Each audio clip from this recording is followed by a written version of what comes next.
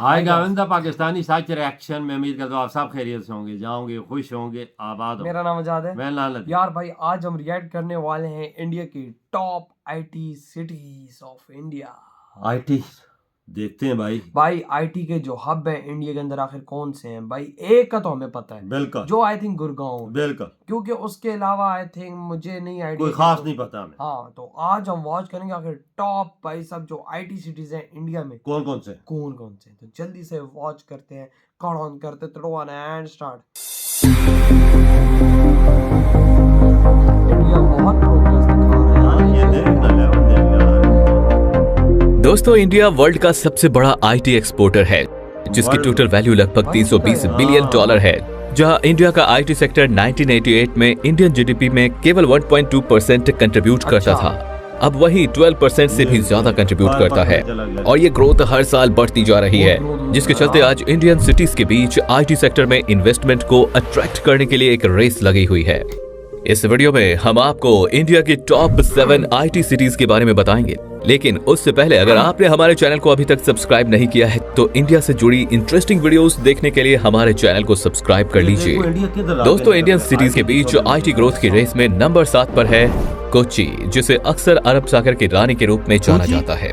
यहाँ info park जैसे कई आईटी पार्क हैं, जहाँ कई मल्टीनेशनल आईटी कंपनियों के ऑफिस हैं। इसकी स्ट्रेटेजिक लोकेशन, इंफ्रास्ट्रक्चर और वेल एजुकेटेड आईटी प्रोफेशनल्स ने दुनिया भर से इन्वेस्टर्स को आकर्षित किया है, जिसके चलते कोच्चि एक इम्पोर्टेंट आईटी हब के रूप में विकसित हो रहा है।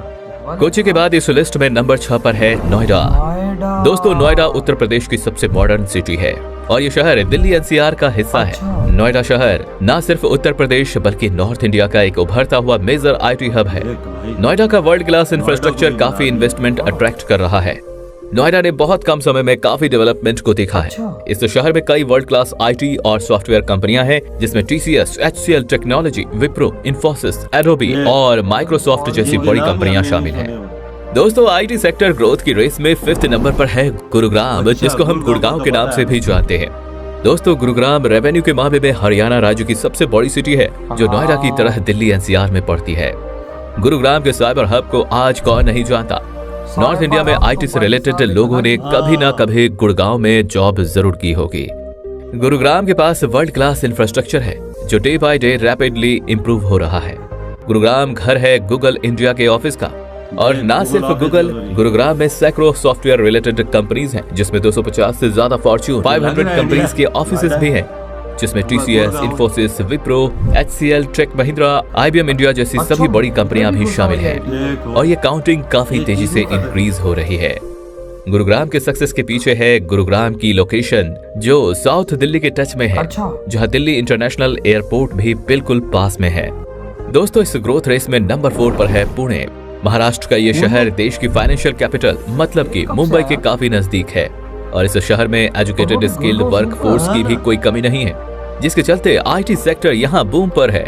पुणे का हिंजेवाड़ी एरिया देश का एक मेजर आईटी हब है, और छोटी बड़ी सभी कंपनियों को अगर मिला दे तो पुणे में अराउंड 800 आईटी कंपनियां हैं। दोस्तों, अब बारी है टॉप 3 आईटी सिटीज की। तो इसमें 3rd नंबर पर है चेन्नई। चेन्नई साउथ इंडिया का एक मेजर आईटी सेंटर होने के साथ साथ तमिलनाडु की कैपिटल सिटी है। चेन्नई अपने सॉफ्टवेयर सर्विसेज और एंटरप्राइज सॉल्यूशंस के लिए काफी मशहूर है। एक रिपोर्ट के अकॉर्डिंग ये देश की 3rd largest IT exporter city है, और आज इस शहर में कई बड़े आईटी पार्क हैं, जिनमें ऑलमोस्ट सभी एमएनसी के ऑफिस हैं। इस आईटी ग्रोथ की रेस में 2nd पोजीशन हासिल की है हैदराबाद ने। फ्रेंड्स, हैदराबाद में आईटी ग्रोथ इतनी ज्यादा हुई है कि लोग इसको हाईटेक सिटी और साइबराबाद के नाम से जानने लगे हैं। दोस्तों, हैदराबाद, चेन्नई और पुणे में आईटी ग्रोथ को लेकर हमेशा से काफी कंपटीशन रहा है, लेकिन हैदराबाद की आईटी ग्रोथ इंडिया तक सीमित नहीं है, बल्कि हैदराबाद एक मेजर ग्लोबल आईटी हब है। साथ ही ये इंडिया का लार्जेस्ट बायो इन्फॉर्मेटिक्स हब है। हैदराबाद में आपको एआई और ब्लॉकचेन जैसी नई टेक्नोलॉजी पर ज्यादा वर्क देखने को मिलेगा, जो कि हमारा फ्यूचर होने वाला है, और इस फ्यूचर बेस्ड टेक्नोलॉजी के बेस पर ही देश के दूसरे सबसे बड़े आईटी हब के रूप में हैदराबाद को जाना जाता है। अब बात करें देश की नंबर 1 आईटी सिटी के बारे में, तो वो है बेंगलुरु, जिसको हम सिलिकॉन वैली ऑफ इंडिया भी बोलते हैं। यहाँ हजारों की संख्या में आईटी कंपनियां हैं, और बेंगलुरु न सिर्फ इंडिया बल्कि वर्ल्ड में अपनी एक अलग ही पहचान रखता है। एक रिपोर्ट के अकॉर्डिंग अकेला बेंगलुरु ही इंडिया का 38% आईटी एक्सपोर्ट करता है, 38% जिसके चलते बेंगलोर डायरेक्टली 10 लाख लोगों के लिए जॉब क्रिएट करता है। और बात इनडायरेक्ट जॉब्स की हो तो ये शहर 30 लाख से ज्यादा जॉब क्रिएट करता है। दोस्तों, बेंगलुरु को स्टार्टअप कैपिटल ऑफ इंडिया भी कहते हैं, क्योंकि बेंगलुरु ही पूरे देश में 44% इंडियन यूनिकॉर्न स्टार्टअप्स का घर है और विप्रो का सबसे बड़ा हेडक्वार्टर भी बेंगलुरु में है। गूगल, इन्फोसिस, फ्लिपकार्ट, मंत्रा जैसी बड़ी कंपनियों के ऑफिस भी बेंगलुरु में हैं। तो दोस्तों, आपको क्या लगता है आने वाले 5 साल में कौन सी सिटी किस सिटी को ओवरटेक कर सकती है? हमें कमेंट बॉक्स में बताना बिल्कुल। भाई एक अलग इंडिया के अंदर लीग चल रही है भाई, पुणे कहाँ से आ गया? कुची किधर से आ गया? यही चीजें हमने नहीं सुनी हुई थी यार, बिल्कुल बारे में तो आइडिया भी हमें नहीं था कि कुची पुणे और भाई साहब ये बना पुणे भी चंगा पल्ला भाई साहब, आईटी के एक्सपोर्ट मार रही और पुणे कुची भी मार रही लाला। वही ना, ये मैंने सोचा भी नहीं था कि ये चीजें हैं। वही ना भाई साहब, हमें तो पता था गुड़गांव हो गया इस तरह का, भाई ये वाकई में आईटी हैदराबाद देख लाला, और उसको अब साइबराबाद बोल रहे हैं भाई। और आईटी के एक्सपोर्टे इतनी मार रहे हैं ये लोग कि एक 1998 में 1.2 का हिस्सा था, आज भाई भारत की जीडीपी में 12% शामिल कर दिया आईटी ने। देख, ये होती है तरक्की। और हमारे पाकिस्तान के बैंकों में भी आई थिंक इंडियन सिस्टम्स चल रहे हैं, इंडियन सॉफ्टवेयर चल रहे हैं। बिल्कुल। तुम्हारा कोई आईटी हब है पाकिस्तान में? कोई है? मुझे कोई नजर नहीं आता। किसी ने बोला हो कराची या लाहौर या इस्लामाबाद या पेशावर या कोयटा, जो बड़े शहर है हमारे, कोई आईटी का हब बोले। ये देखो उनके आईटी के हब। ये कुछ और चीजें बनाने से बाहर निकले तो आईटी हब बनाए ना। ये देखो ना, अगले ने पुणे को बना दिया, आगे कोची को बना दिया।